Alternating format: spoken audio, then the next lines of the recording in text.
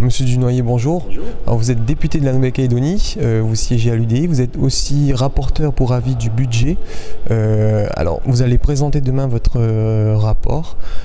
Vous avez mené des consultations. Alors, qu'est-ce qui ressort de ces différentes consultations sur le budget?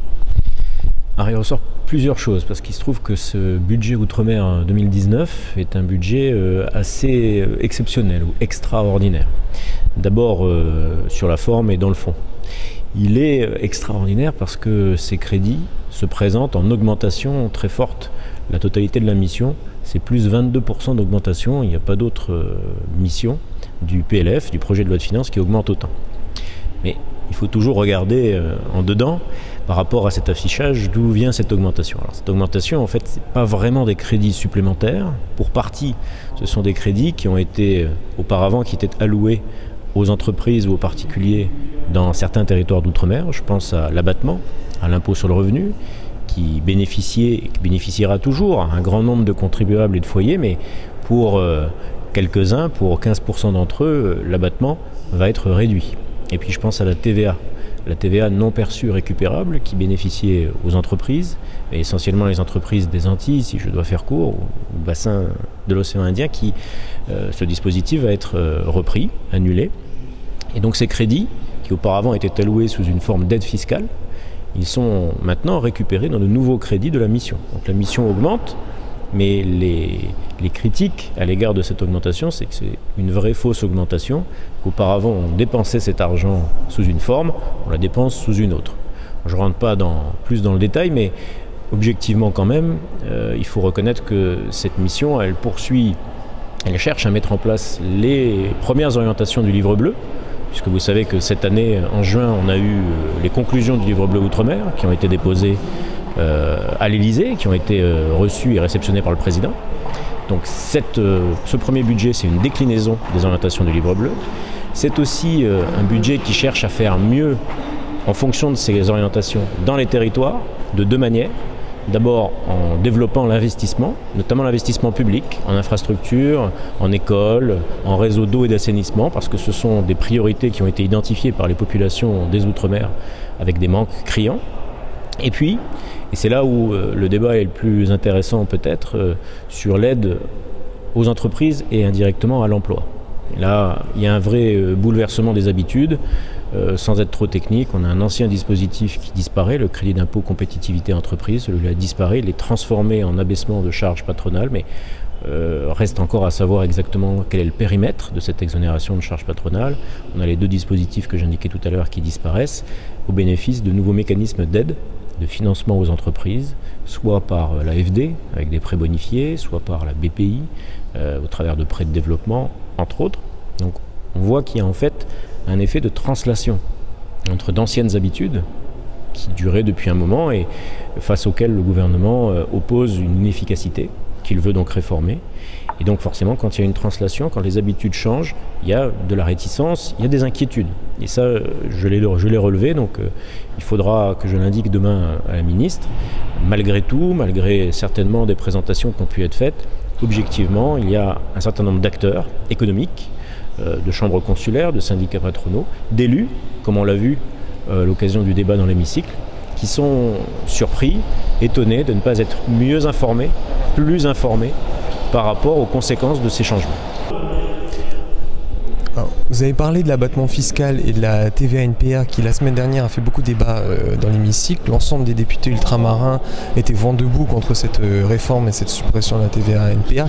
Qu'est-ce que ça traduit politiquement selon vous ?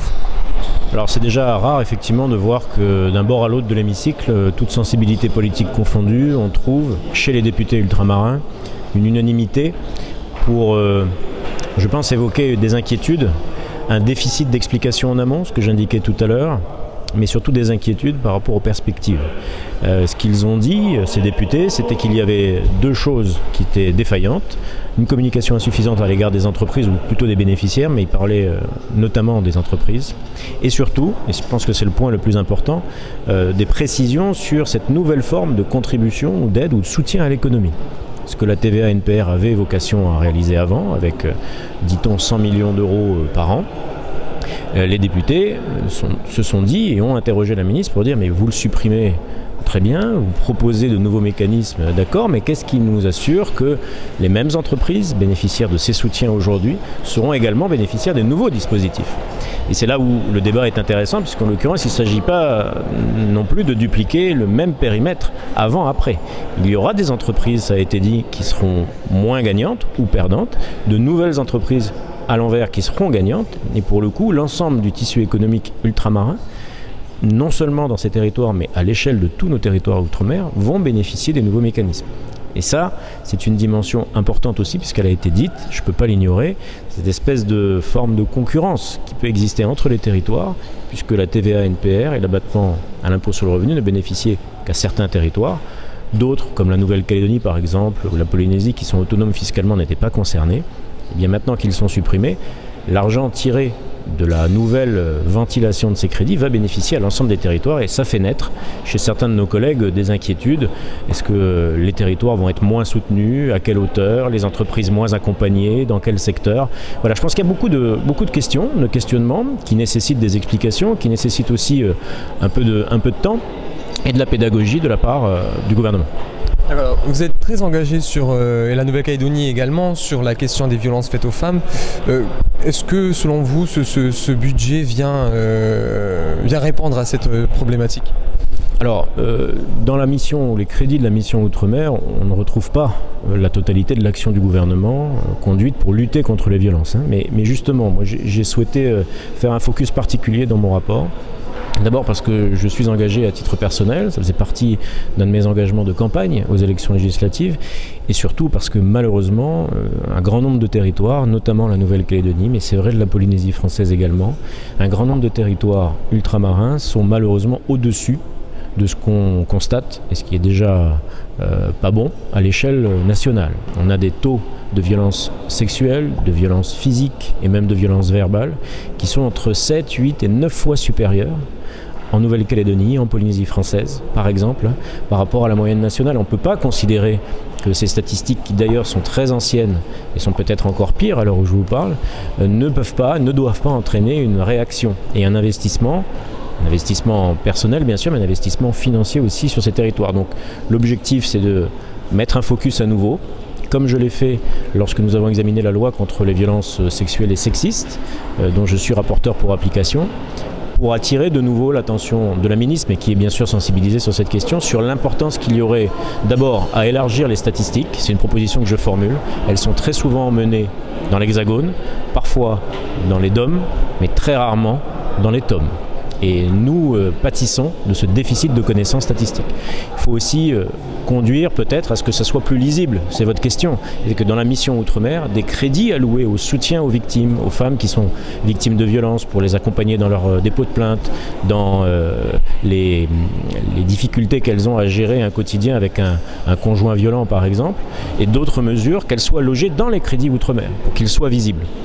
Et puis surtout, c'est une proposition que je voudrais redire à cette occasion, ne pas s'arrêter à nos barrières organiques ou de compétences. C'est vrai que les territoires sur lesquels nous sommes, Nouvelle-Calédonie, Polynésie française, à statut particulier, ont des compétences particulières, différentes des départements, mais là on est sur un sujet qui ne doit pas s'arrêter à la limite juridique des compétences. C'est un sujet d'envergure nationale qui a été justement identifié comme un problème par le président de la République à traiter et à régler durant le quinquennat, durant la mandature, et donc il faut s'affranchir des obstacles juridiques qui tendent à dire écoutez, on n'est pas compétent, on ne peut pas vous aider, débrouillez-vous, en gros, il faut aller au-delà.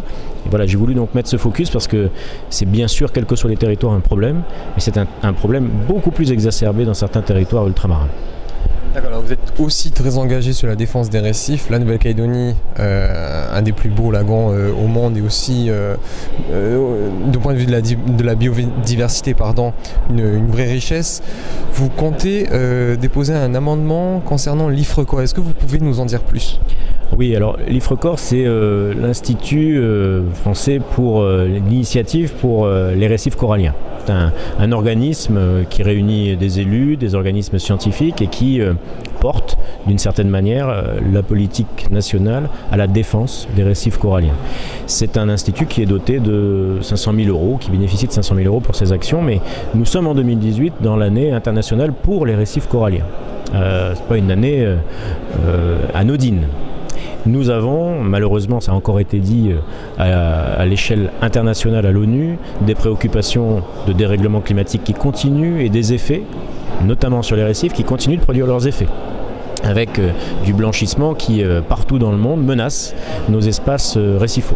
Et en Calédonie, mais comme ailleurs, on a la chance d'avoir des espaces à préserver, qui sont des espaces d'une richesse, d'une biodiversité absolument unique à l'échelle mondiale. Donc je crois qu'on ne peut pas passer cette année internationale, on ne peut pas passer outre des engagements également très forts de la part de la France, qui est motrice à la COP21 et de manière globale pour la lutte contre le réchauffement climatique, sans donner un signal particulier, supplémentaire, à la défense, à la protection en tout cas de nos récifs. Donc l'idée de cet amendement consistera à doubler la dotation allouée par le budget de l'État à IFRECOR pour, symboliquement montrer l'attachement et l'engagement de l'État à la défense de ces espèces, et puis plus globalement donner effectivement à nos territoires, à cet institut, les moyens d'aller plus vite pour rechercher, identifier notre capacité à protéger, à préserver ces espaces qui sont absolument uniques et qui sont menacés.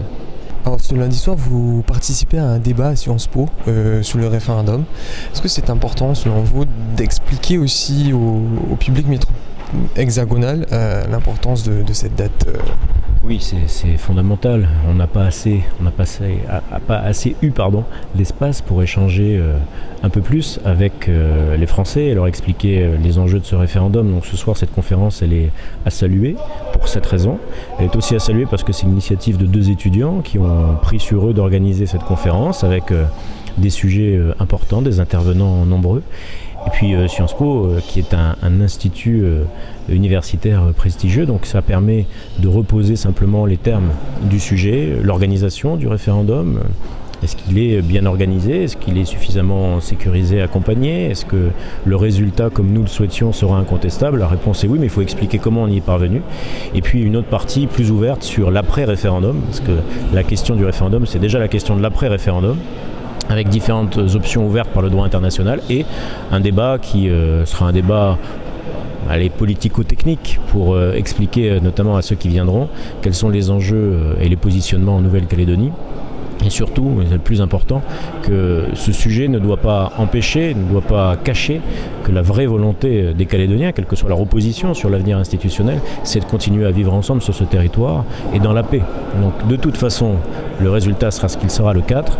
Ça nous conduira obligatoirement, les uns et les autres, avec l'État, à trouver de nouvelles manières, de nouvelles méthodes, un nouveau dispositif pour continuer le chemin ouvert depuis 30 ans et qui nous a permis de maintenir la paix, le dialogue et la concorde en Nouvelle-Calédonie. Merci monsieur le député. Merci. Bonne séance.